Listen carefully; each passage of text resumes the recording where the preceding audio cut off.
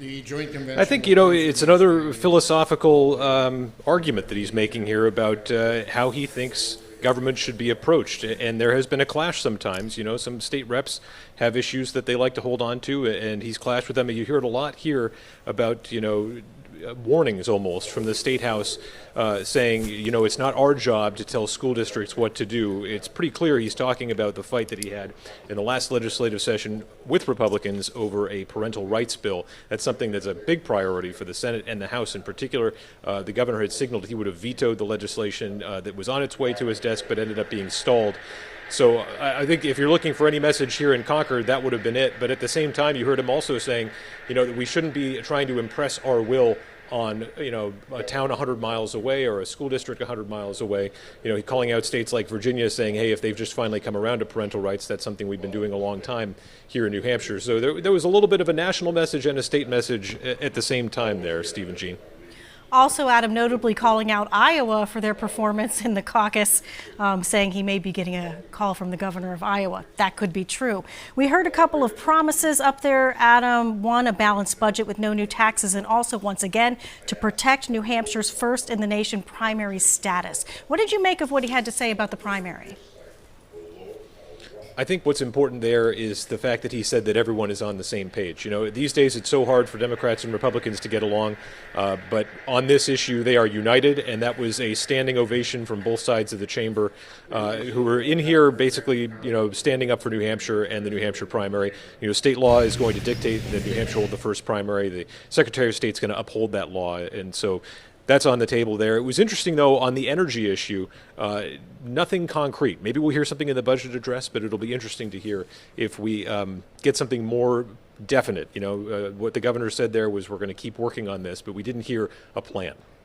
And so, Adam, in terms of looking forward now for the next 2 years, we heard the governor say his veto pen has plenty of ink.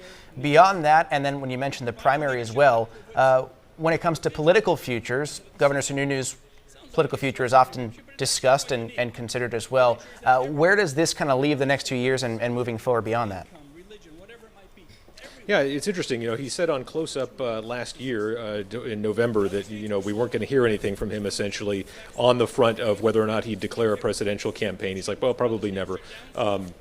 Which is interesting because he's kind of said all options are on the table. He's been back and forth on this. Clearly, there's a lot of interest right now from the national level. CNN doing a big special on him last month. A lot of national interviews. One little hint in a Politico podcast that came out that he dropped about 55 minutes into that interview was that he said he sees himself as a little bit like a referee here in New Hampshire. As you have Republicans who are going to be coming here, he's going to be introducing them to the public and playing that role. But at the same time, we could see him travel a little bit more and try and expand on this, kind of sunnier, friendlier conservatism that he embodies to try and pull the party along with him.